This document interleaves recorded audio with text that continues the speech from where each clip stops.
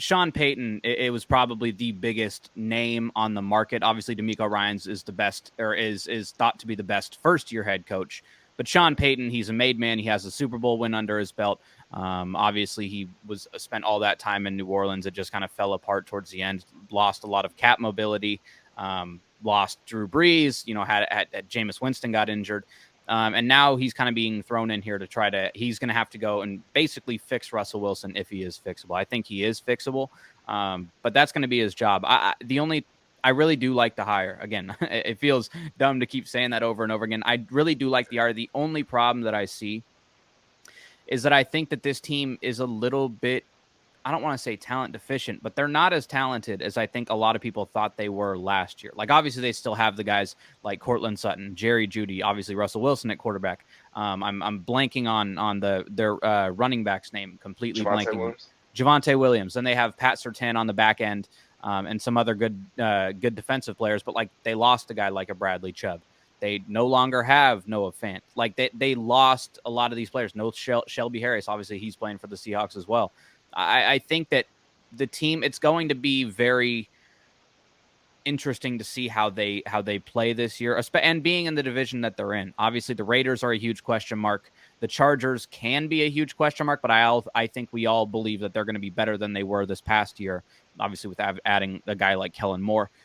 And then the Chiefs are the Super Bowl champions. I think that he's being put into a situation where he's going to, he's going to come in, and he's not the best coach in his division. He's not, I don't want to say, or he's the second best coach in his division, but like, where does his quarterback rank? Obviously, again, we don't know who's going to be the Raiders starting quarterback, but I mean, let's say Aaron Rodgers goes to the Raiders. We'll talk about that in a little bit. Now you're stuck with what we would say, I think, probably the fourth best quarterback in the division. And I think that's a tough thing to overcome for him. I always like acquiring Sean Payton. Obviously, giving up a first and a second round pick hurts, but I think it's 100% worth it.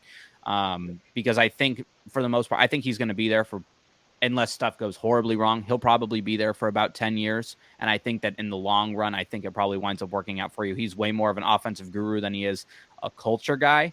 But I think that might be what they've been looking for. When was the last time they had a true offensive head coach? It hasn't been, anytime super recently for me. So maybe they just need to go in that opposite direction.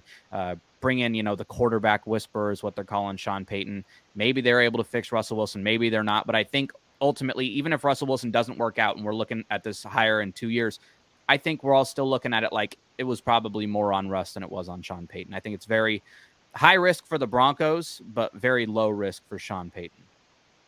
100%. I mean, and I could be wrong about this, but if I'm not mistaken, the last time they had an offensive-minded head coach was Josh McDaniels. And let's hope that it doesn't end up working out in the way that it worked out for Josh McDaniels and the Broncos. And that was when they had Tim Tebow, right? But I think with a Sean Payton, look, a first and a second round pick is never ideal, especially like you're getting a head coach and you're having to trade, premium draft capital times 2 to get a head coach. And I understand he's a man, he's won a Super Bowl and whatnot. That's never an ideal price to pay. But on the same token, you've invested so much into Russell Wilson. You're kind of stuck with Russell Wilson. Even if you want to, you can't really release or trade him for the next year or two without any sort of major cap ramifications. And so if you're stuck with a guy like a Russell Wilson and you've invested that much, you might as well invest in even more to try to fix your broken investment. And the only real solution that a lot of people are jumping to the conclusion of is that he's the only guy that could potentially fix Russell Wilson. If not him, then who else? What else?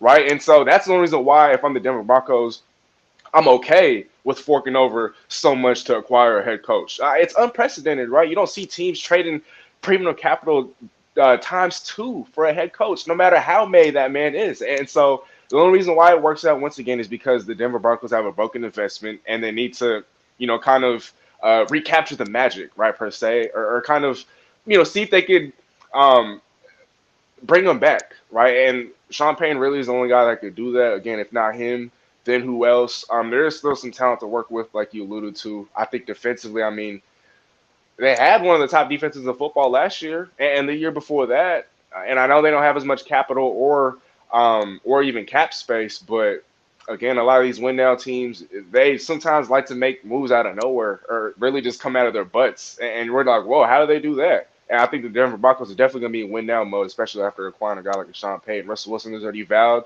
to change his offseason program. He's vowed to, I guess, work even harder than ever. And so we'll see where that goes. But again, I know we sound like a broken record, but this is another, I think, fantastic head coaching hire. And hopefully it pays off as soon as next season. Yeah. Speaking on their defense just a little bit, I think one of the things that worries me is obviously losing a defensive head coach. You know, we saw obviously they lost Nat Hackett this year, but losing, you know, Vic Fangio from the previous year. And then even at the beginning of the season, you had, you know, the defensive talent, right? You had Randy Gregory was playing at the beginning of the season. You had Bradley Chubb on your roster at the beginning of the season.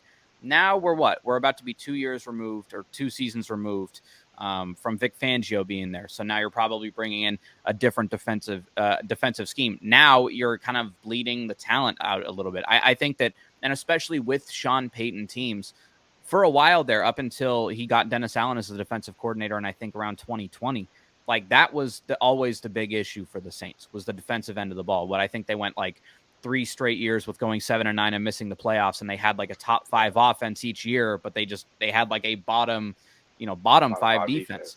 So it just worries me that maybe that's going to happen. Obviously, again, the division scares me a lot for them.